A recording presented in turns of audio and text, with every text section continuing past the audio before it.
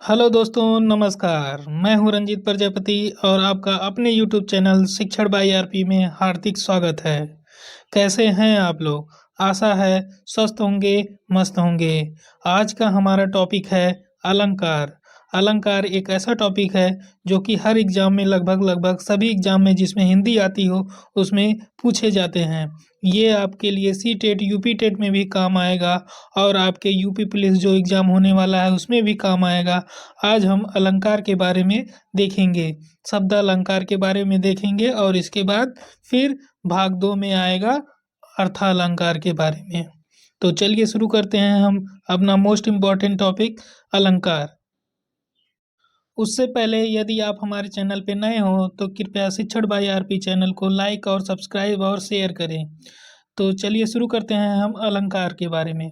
अलंकार अलंकार काव्य में शब्द के द्वारा जो चमत्कार होता है उसे ही अलंकार कहते हैं। मतलब शब्द के द्वारा हम ऐसा ऐसा शब्द वर्ड का यूज कर दें अपने काव्य की भाषा में, अपने बोलचाल की भाषा में, कि उससे उसकी वैल्यू बढ़ जाए, उसे ही कहते हैं अलंकार कहते हैं। तो अलंकार का शाब्दिक अर्थ क्या होता है? आभूषण होता है। इसका शाब्दिक अर्थ आभूषण होता है। अर्थात जैसे स्त्री जो है आभूषण पहन लेती हैं तो उनकी सुंदरता बढ़ जाती है, उसी प्रकार यदि काव्य में अलंकार लगा दिया जाता है तो उसकी शोभा बढ़ जाती है। आगे हम लोग देखते हैं कि अलंकार अलंकार के कितने भेद हैं? 2 भेद हैं।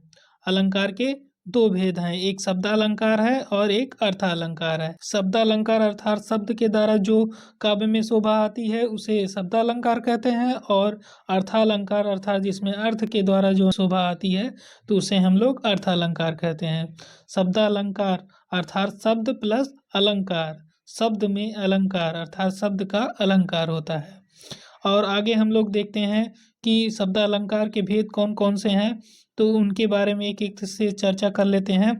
पहला है अनुप्रास अलंकार। अनु अनु मीन्स होता है जैसे बार बार, और प्रास मीन्स वर्ड, मतलब एक वर्ड की आवृत्ति यदि बार बार हो तो उसे क्या कहेंगे? अनुप्रास अलंकार। तो जैसे उदाहरण हम लोग देख लेते हैं। चमक गई चपला चमचम, इसमें च वर्ड की आवृत्ति बार बार हो रही है, इसीलिए ये अनुप्रास अलंकार है। और फिर क्या है आगे? चारु चंद्र की चंचल किरणें खेल रही थी जल थल में, मतलब कि चंद्रमा, सुंदर चंद्रमा की जो चंचल किरणें हैं वे जल और थल में खेल रही हैं। इसका मतलब ये हुआ। आगे हम लोग देखते हैं रघुपति राघव राजा राम। इसमें इसमें देखिए र वर्ड की आवृत्ति बार बार हुई है। किसकी आवृत्ति हुई है? र वर्ड की आवृत्ति बार बार हुई है, तो इसलिए ये अनुप्रास अलंकार हुआ। फिर आगे हम लोग देखते हैं कि तरनी तनुजा तट तमाल तरवर बहु छाए, अर्थात सूर्य की पुत्री जो है यमुना के तट पर बड़े बड़े ऊंचे ऊंचे तमाल के वृक्ष खड़े हुए हैं, और बहुत सारे सब खड़े हुए हैं, और जो कि सारे वृक्ष जो है झुक करके जल को स्पर्श करने की चेष्टा कर रहे हैं। इसका मतलब यही हुआ कि सूर्य की पुत्री यमुना के तट पर ऊंचे ऊंचे तमाल के वृक्ष खड़े हुए हैं, बहुत ज़्यादा खड़े हुए हैं।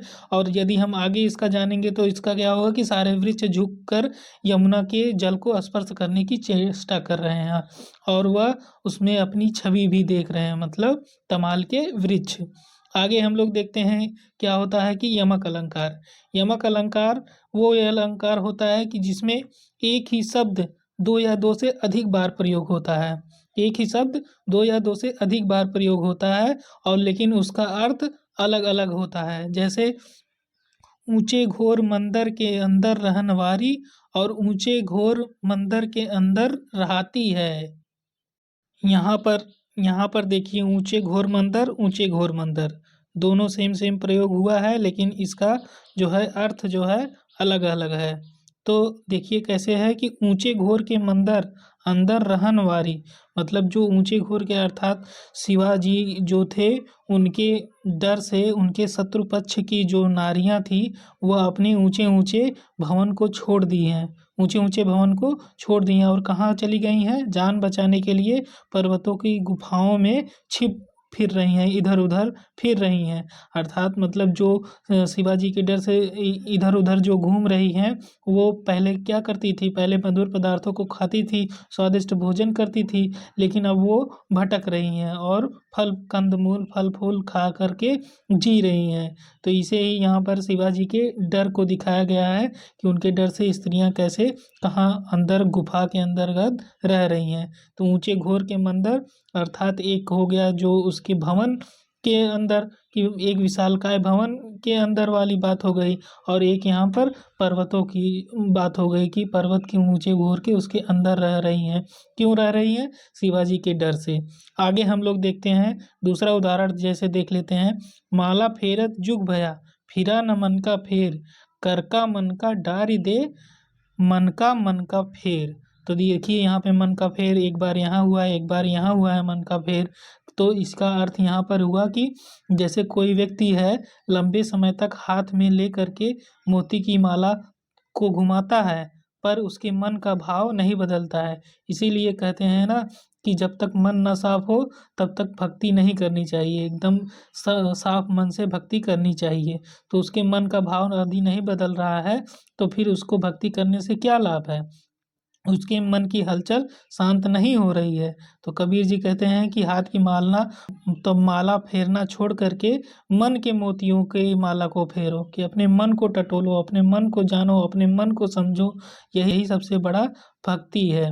आगे हम लोग देखते हैं कि अगला अलंकार श्लेष अलंकार। श्लेष का अर्थ जैसा कि नाम से ही स्पष्ट है, श्लेष अर्थात चिपका हुआ, अर्थात जहाँ कोई शब्द एक का ही कई अर्थ निकलते हों। कि अर्थात जैसे हम लोग उदाहरण के माध्यम से समझते हैं कि जो रहीम गति दीप की, कुल कपूत गति होए, बारे उजियारो करे, बढ़े अंधेरो होए। अर्थात जैसे कि यहाँ पर देखिए दीप की अर्थात यहाँ पर अर्थ चिपका हुआ है, जो कि इसका अलग-अलग अर्थ है कि जैसे कि दीपक के चरित्र जैसा ही कुपुत्र का भी चरित्र होता है। अर्थात जो कुपुत्र बेटा होता है उसका भी चरित्र उसी तरीके से होता है जिस तरीके से दीपक होता है। जैसे-जैसे दीपक जलता रहता है और उसके बाद अंधेरा आना शुरू होता है धीरे-धीरे, उसी तरीके से कोई भी बड़ा बेटा हो या कोई भी उसका पुत्र हो तो वो जैसे-जैसे बड़ा होता है, अगर कुपुत्र है तो वो बड़ा होते-होते उसके बाद उसका भी क्या होता है, अंधेरा करता रहता है। और दोनों ही क्या करते हैं, पहले बहुत उजाला करते हैं लेकिन फिर कुपुत्र क्या करता है, अपने घर का सर्वनाश करता है। क्या करता है? सर्वनाश करता है। इसीलिए कहे हैं कि हमें किस तरीके से होना चाहिए, दीपक की तरह नहीं होना चाहिए। आगे हम लोग देखते हैं अगला उदाहरण। रहीमन पानी राखिए, बिन पानी सब सून, पानी गए न ऊब रे, मोती मानस चून। तो आगे इसका हम लोग अर्थ देखते हैं। यहाँ पर पानी का अर्थ कई अलग-अलग है। एक पानी का मतलब होता है विनम्रता, एक पानी का मतलब अर्थ होता है तेज या चमक, और एक पानी का अर्थ होता है जल। तो इसमें कहा गया है कि जैसे मनुष्य में हमेशा विनम्रता होना चाहिए, उसी प्रकार से जैसे बिना तेज कि मोती की माला का कोई मूल्य नहीं होता है, आटे के बिना संसार का अस्तित्व नहीं हो सकता है, इसी तरीके से हमें अपनी विनम्रता रखनी चाहिए। मनुष्य के अंदर विनम्रता होनी चाहिए, बिना विनम्रता का उसका कोई मोल नहीं है। यहाँ पर पानी का अर्थ अलग-अलग है। फिर आगे हम लोग देख लेते हैं क्या कह रहा है वक्रोक्ति अलंकार। वक्रोक्ति अलंकार उसे ही कहते हैं कि बोले गए शब्दों को सुनने वाला अलग-अलग अर्थ निकाले। इसको हम उदाहरण के माध्यम से समझ लेते हैं कि जैसे कहा को तुम हो इत आए कहाँ, घनश्याम है तो कितहु बरसो। तो इसमें श्री कृष्ण जी और राधा का संवाद है कि राधा जी को श्री कृष्ण जी पुकारते हैं कि कहाँ हो तुम, इत आए कहाँ।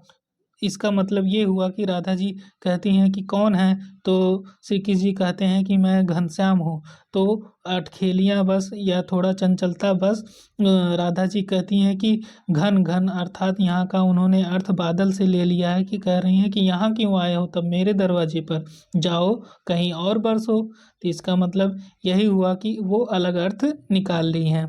आगे हम देख लेते हैं कि क्या है उदाहरण। आए हूँ मधुमास के प्रियतम अहे नाही, आए हूँ मधुमास के ए प्रीतम अहे नाही। मतलब यहाँ पर दो बार प्रयोग हुआ है एहनाई और एहनाई, दो बार प्रयोग हुआ है, लेकिन इसका अर्थ अलग है कि बोले गए शब्दों को सुनने वाला अलग अर्थ निकाले।